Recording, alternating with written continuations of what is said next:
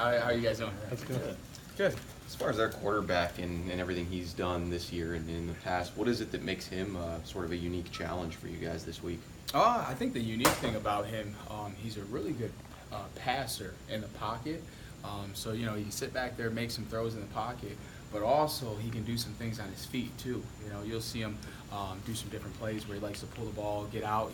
He creates some plays and extends some plays outside the pocket as well. So, you really got to be able to bottle him up, all right, and make sure in the back end that we do a good job just with our eye control, our eye discipline downfield as plays get extended and don't let plays break out and beat us because we're not disciplined.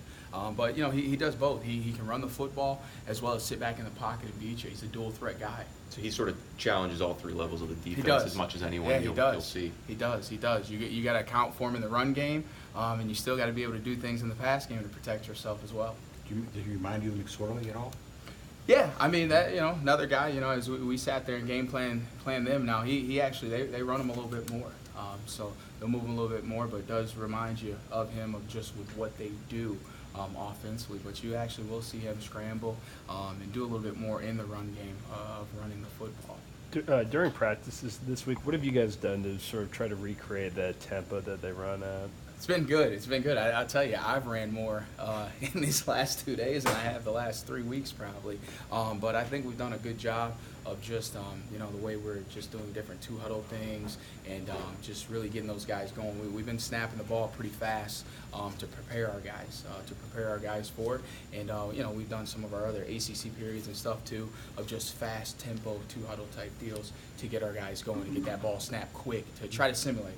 You try to simulate as much as possible, and we'll see once we get down there and we're really going fast tempo approaching this. But I think our guys have done a really good job of handling it, of doing our two whistles, sprinting to the football, and making sure we're sprinting back and getting our eyes to the sideline and locking in with a perfect technique, alignment, and getting our fundamentals down too as these plays go fast. Between the tempo they run, the physical speed of their receivers, and it's supposed to be pretty hot afternoon day, how much is this game going to be a physical test for the defensive backs? Yeah, I think every game is a physical test. I think you look, well, it's going to be hot down there. They're up tempo.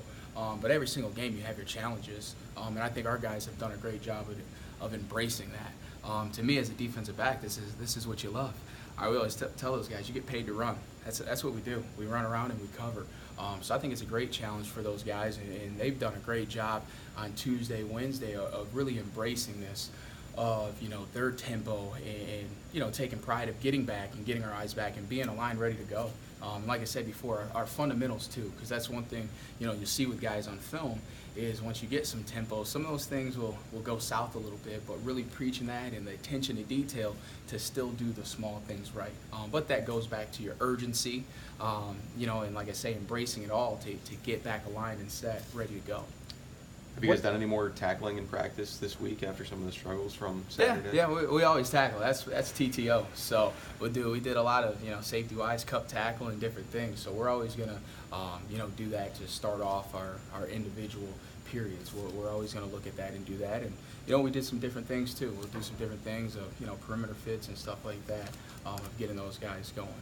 What sort of stresses does playing an offense that operates at that rate and that speed, what sort of stresses does that place on a defense, and what are the best ways, I guess, in some cases, to counteract that? Yeah, I think the biggest thing is, I think we try to, simulate, like I say, with the two huddles of going, but the stresses is just making sure, of not being, your mental toughness of you'll see a lot of guys, it's just, you watch some film, guys are going back, and now they sort of just shut down for a play. Then you see a big play hit. So we just got to make sure we're playing. So all those guys have to be locked in, ready to go as we substitute guys and get other guys on the field, to make sure they're getting the reps. So guys are staying fresh. But yeah, we're putting a lot of plays on them right now to make sure they're ready to go.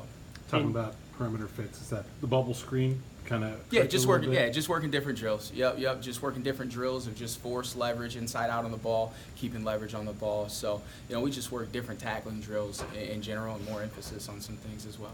As someone who coached in that state, did you ever have a sense, or were you surprised at all at the kind of the monster this program has become down in UCF? This run they've been on. Yeah, they've done a great job. I tell you, obviously the last coach did a great job, and they're continuing to do a good job of building on what he's done. I mean, what was it, 3 years ago? I think they were 0-12, 0-12, and now they're here. So, yeah, they've done a good job and do a good job of recruiting down there and getting good talent from Florida.